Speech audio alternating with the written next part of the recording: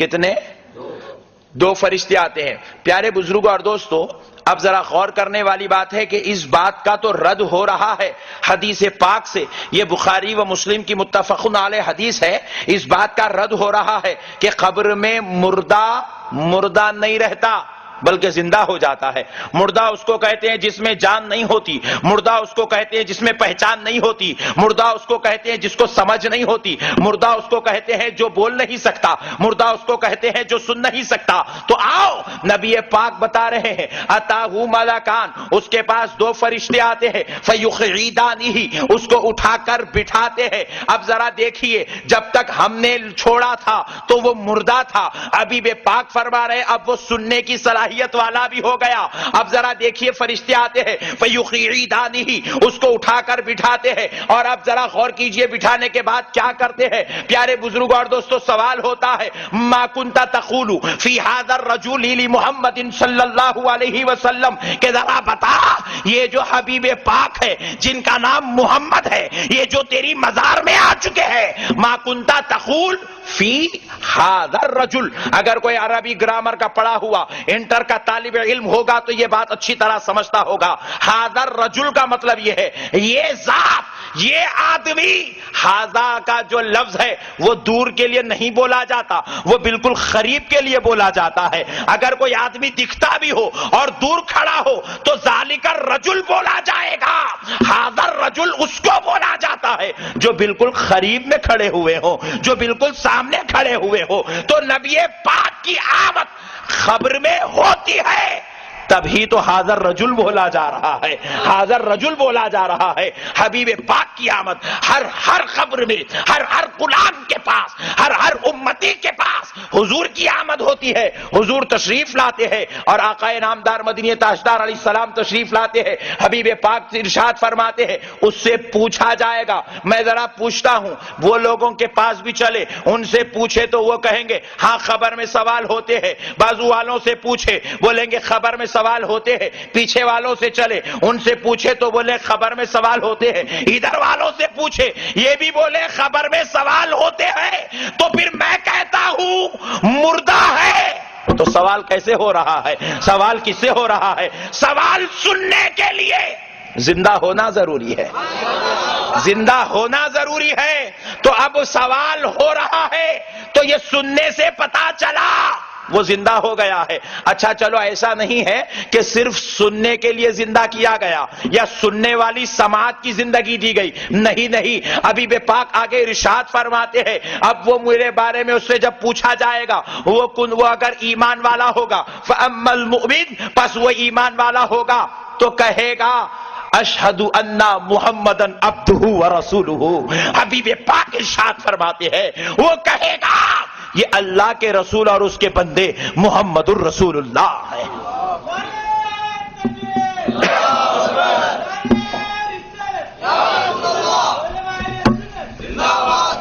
پیارے بزرگ اور دوستو، پتا چلا صرف سن نہیں رہا ہے بلکہ بول بھی دے رہا ہے، اور بولنے کے لیے پہچاننا ضروری ہے۔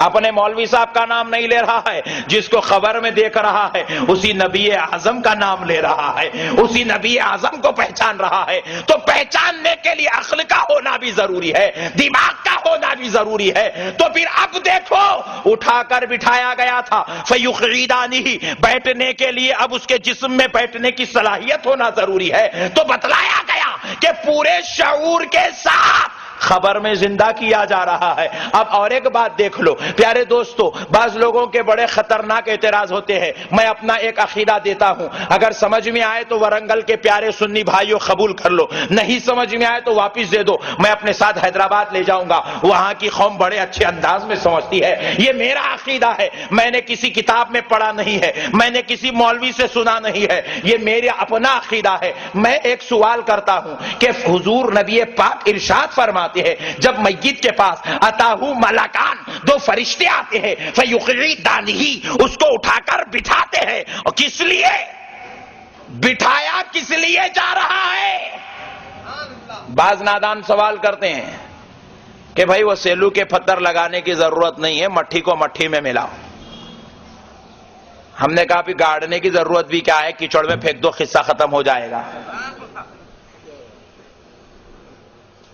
پیارے بزرگ اور دوستو، اہل سنت والجماعت کا یہ عقیدہ ہے کہ سیلو کا پتھر لگایا جائے یا قبر پر کڑیا بچھائی جائے تاکہ میت کو بیٹھنے میں کسی قسم کی تکلیف نہ ہونے پائے۔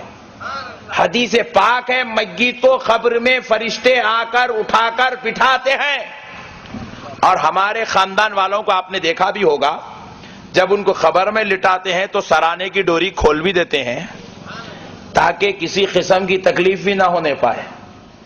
پیارے بزرگ اور دوستو، میں پوچھتا ہوں کہ وہ بیچارہ بیٹھا تھکا، ابھی گیا قبر کو آرام کرنے کے لیے، کچھ دیر لیٹنے سونے کے لیے، ابھی گیا ہی نہیں، اس کو اٹھا کے بٹھا دیا، یہی کاؤنٹر پہ بیٹھ کے مارا۔ یا بیچارہ اتنا بیٹھا، بیٹھتے بیٹھتے پیٹ نکل گیا، ابھی مرا اس نیت سے کہ کچھ آرام کر لوں، پھر فرشتے آئے اور اٹھا کر بٹھا دیے۔ ذرا غور کیجئے پیارے بھائیوں کہ یہ اٹھا کر کیوں بٹھایا جاتا ہے؟ اگر آپ کسی بازو والے مولوی سے پوچھیں گے تو بولے گا وہ سوال کے جواب لینا تھا اس لیے اٹھا کر بٹھائے۔ تو میرا یہ جواب ہے کہ بھائی جواب دینے کے لیے بیٹھنا کوئی ضروری نہیں ہے۔ آپ کے بابا لیٹے ہوئے ہیں، آپ جا کر کہیں بابا ذرا اٹھو، مجھے آپ سے کچھ سوال کر رہے ہیں، بابا بولیں گے بیٹے میں لیٹے لیٹے بھی جواب دے سکتا ہوں، بٹھانے کی کیا ضرورت ہے، چل پوچھتا جا۔ اور فرشتہ کوئی ہم سے بڑے مرتبے والا تو نہیں ہے کہ وہ آئے اور ہم کو اٹھا کر بٹھائے۔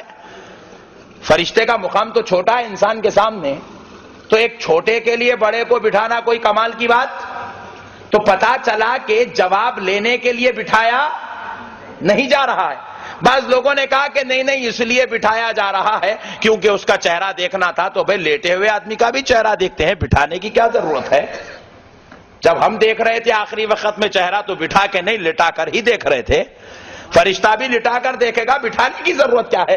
الغرض 40 لوگ 40 باتیں کہتے رہے، مگر میرا عقیدہ سن لیجئے، خدا کی قسم میں سوچتا ہوں کہ اس لیے اٹھا کر بٹھایا جا رہا ہے کہ سن کہ آج تو قبر میں لیٹا ہے، لیٹا نہیں چلے گا، اٹھ کر بیٹھنا ہوگا، کیونکہ تیری قبر میں آمد مصطفیٰ ہونے والی ہے، نبی پاک کی آمد ہونے والی ہے۔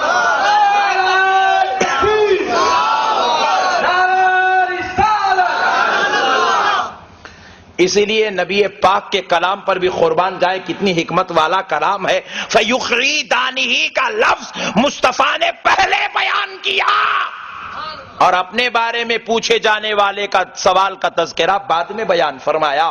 پہلے بٹھایا جائے گا، پھر میرے بارے میں پوچھا جائے گا، پہلے بٹھایا جائے گا، پھر میری سواری آئے گی، پھر مجھے وہاں میرے بارے میں سوال کیا جائے گا۔ اب ایک بات اور نوجوانوں، تمہارے عقیدوں کو مضبوط کرنے پوچھتا ہوں کہ بتاؤ، ہم مسجد میں لے کر میت کو گئے تھے، نماز جنازہ پڑھے تھے، فاتحہ دیے کہ نہیں دیے؟ میت پہ فاتحہ دے دیے، یہ تو میت کی فاتحہ ہو گئی نا بھائی۔ خبر پہ لٹائے، خبر میں بٹھائے، خبر میں لٹانے کے بعد آپ پھر خبر بند کر کے فاتحہ پڑھے۔ وہ جو فاتحہ نماز جنازہ پر تھی وہ دنیا کی آخری فاتحہ تھی، خبر میں لٹا کر جو فاتحہ پڑھے وہ آخرت کی پہلی فاتحہ تھی۔ پتا چلا ہماری زندگی فاتحہ پہ ختم اور آخرت فاتحہ پہ شروع۔ مگر ایک جواب دو ہے سنی نوجوانوں، 40 قدم پہ جو فاتحہ تھی وہ کیا تھی؟ 40 قدم پہ ورنگل میں فاتحہ پڑھتے کہ نہیں پڑھتے؟ کوئی پڑھے یا نہ پڑھے آپ ضرور پڑھنا۔ یہی فاتحہ اصل فاتحہ ہوتی ہے۔ 11ویں میں جو فاتحہ ہوتی ہے وہ کھانے پہ ہوتی ہے، 11ویں میں جو فاتحہ ہوتی ہے وہ جھنڈے پہ ہوتی ہے، 12ویں میں جو فاتحہ ہوتی ہے وہ ذکر رسول پہ ہوتی ہے، جلسے میں جو فاتحہ ہوتی ہے جلسے کے اختتام کے لیے ہوتی ہے، برکتوں کے حصول کے لیے ہوتی ہے۔ مگر خدا کی قسم احمد نقشبندی کا یہ عقیدہ ہے جو 40 قدم پہ فاتحہ ہوتی ہے وہ میت پہ نہیں ہوتی، وہ خبر پہ نہیں ہوتی، وہ مردے کے لیے نہیں ہوتی، خبر میں آمد مصطفیٰ ہوتی ہے تو مصطفیٰ پہ پڑھی جاتی ہے۔